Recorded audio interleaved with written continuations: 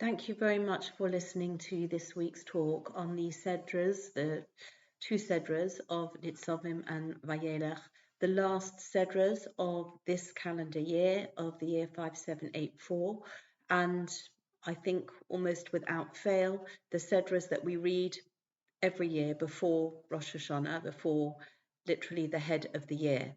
And I'm entitling this The Day, Hayom.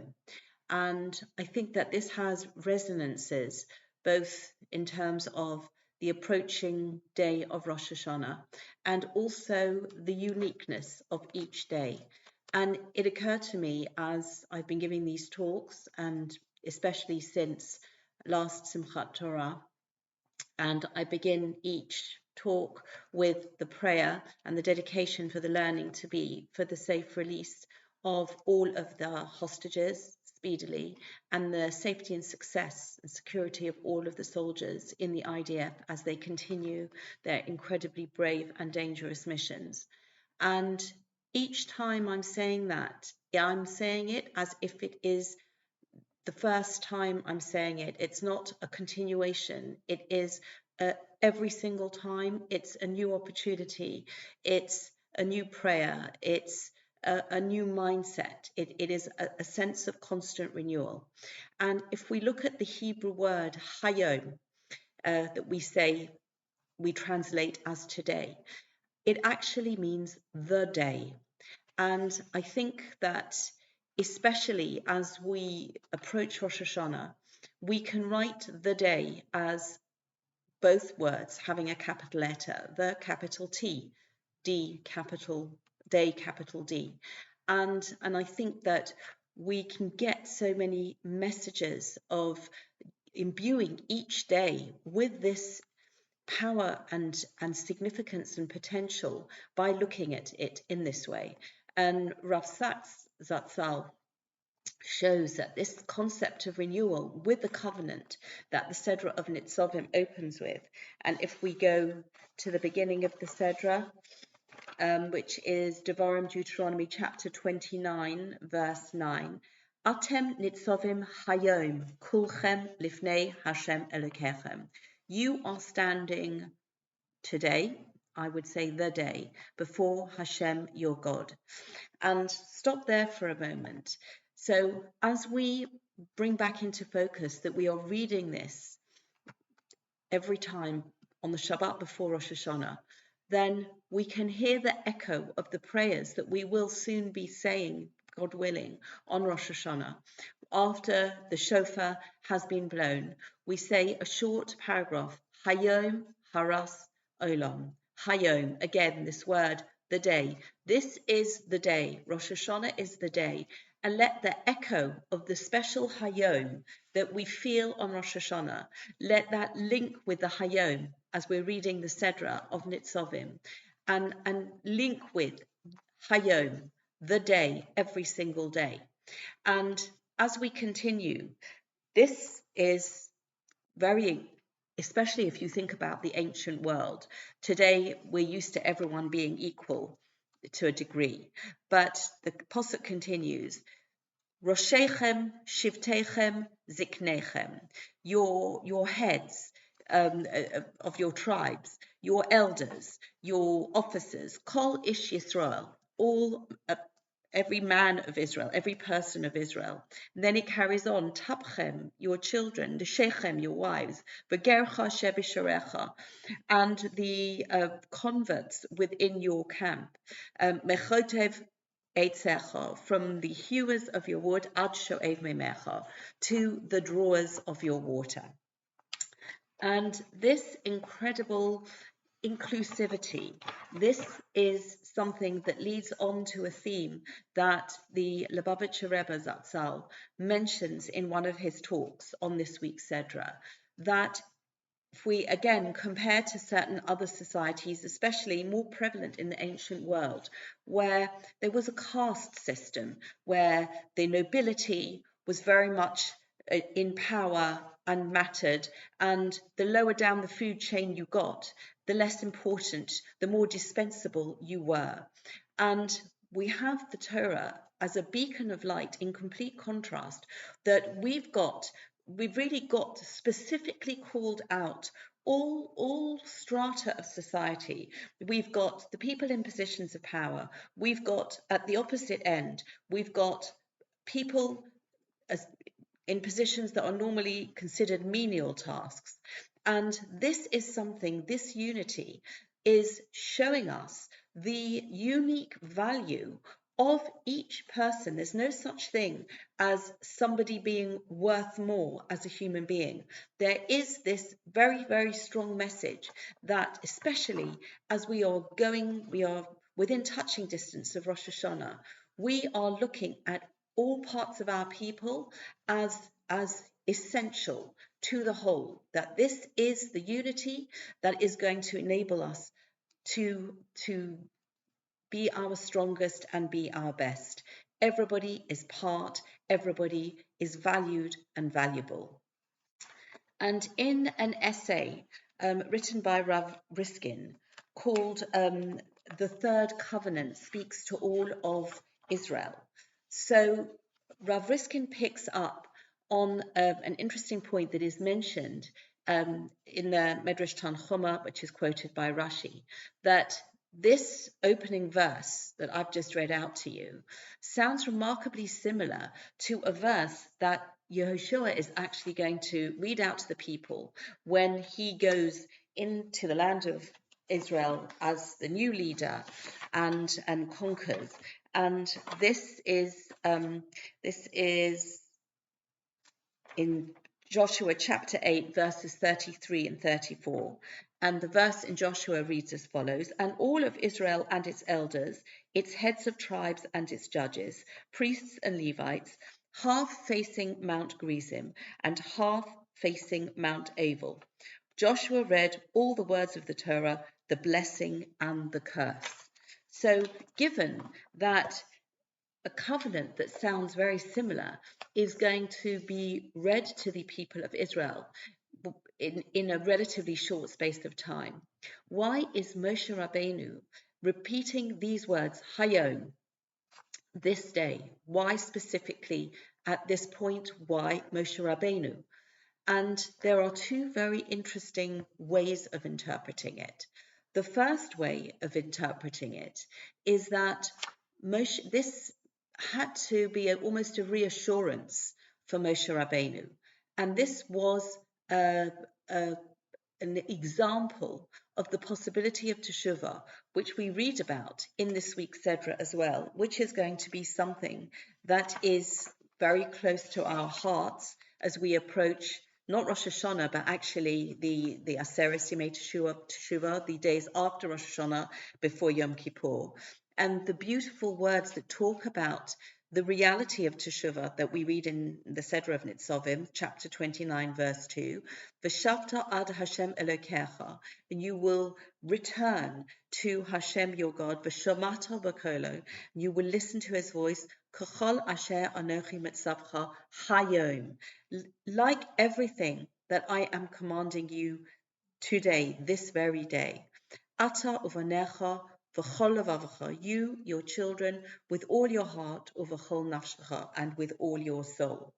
And so this concept of Teshuvah needed to be reiterated by Moshe Rabbeinu, because in the Sedra of Kisisa, we read about the Egel HaZahav, the golden calf, 40 days after receiving the Torah. The Jewish people create an idol and actually break most of the Aseret HaDibros that they received so rapturously at Mount Sinai. And there needed to be a reassurance that this was not something that precluded the possibility of return, of Teshuvah, that this, albeit grievous sin, was not something that was going to ruin the relationship between HaKadosh Baruch Hu, between the Holy One, blessed be He, and His people. And we have this idea that a contract can be broken, but a covenant is eternal. And this is one of the reasons why Moshe Rabbeinu is saying these words, Hayom, as we are on the cusp of the end of the physical life of Moshe Rabbeinu, as we are on the moment of entering into the land of Israel, that we are accepting, we are acknowledging that our deeds in the past have not ruined our relationship, have not destroyed the relationship, and we are able to return and rebuild. And this is there is another way of also understanding the need for this restatement by Moshe Rabbeinu at this point in time. And Moshe Rabbeinu is pointing out that the covenant that is being made with the people and Hashem at this point is horizontal and vertical. It is horizontal in the sense that everybody who is present, physically present at that moment when Moshe Rabbeinu is addressing the nation of Israel, they are all equal and vital parts of the covenant. And this is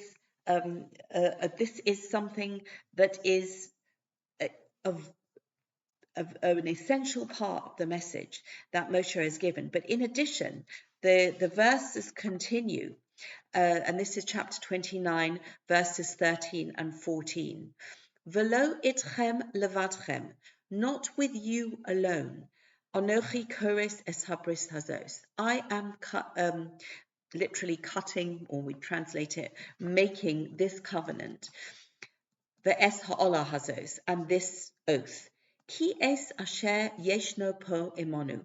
But with those standing, yeshno po imonu omed, those standing here, Hayom, today, Lifnei Hashem Elokecha, before Lifnei Hashem Elokeinu, before Hashem our God, Ve'es asher einenu po imonu Hayom, and also with those who are not here with us today.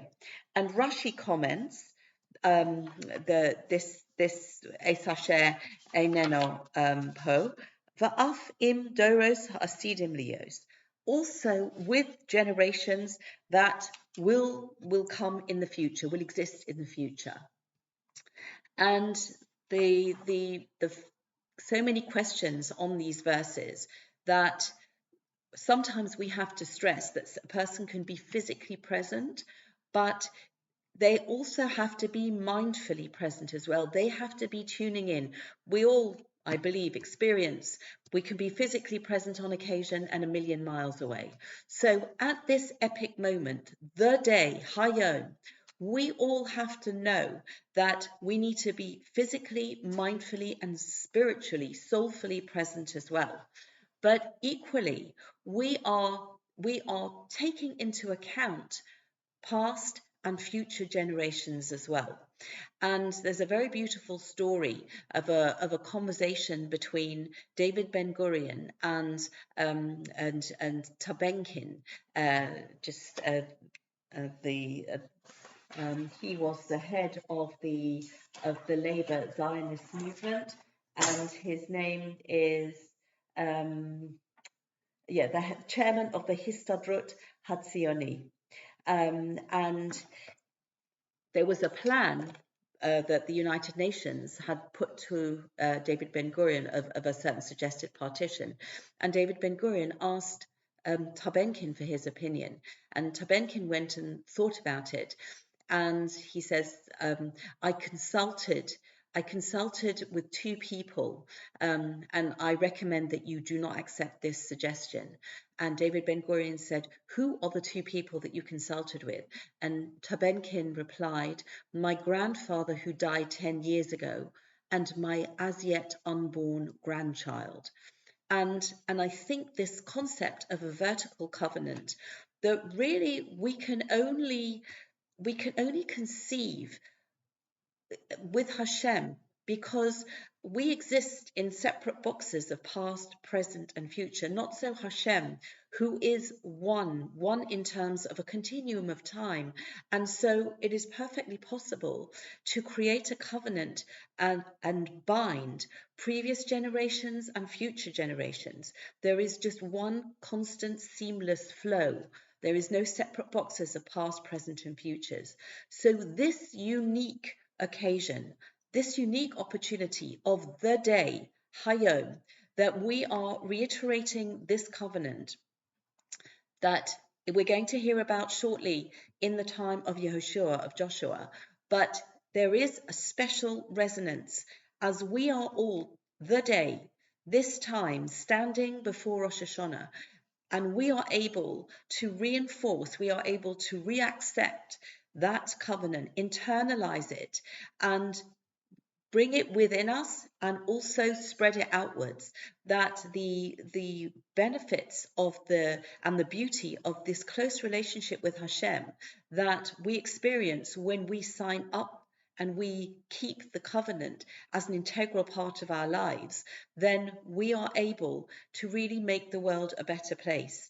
And this is the prayer as we look forward to Rosh Hashana, that we should all merit to be blessed with a year where we see the reality of the covenant being accepted by all of us, present, past, and future generations, and we see the world a fitting place to honor our Creator and to bring goodness into the entire world. Wishing everybody Ksiva v'chasima tova, a blessed year of good fortune for all of the people of Israel and all of the nation of Israel, individually and collectively, and all our prayers certainly for the speedy return of all of the hostages and the safety of all of the soldiers of the IDF, and the defeat of all of our enemies and the banishing of evil from this world.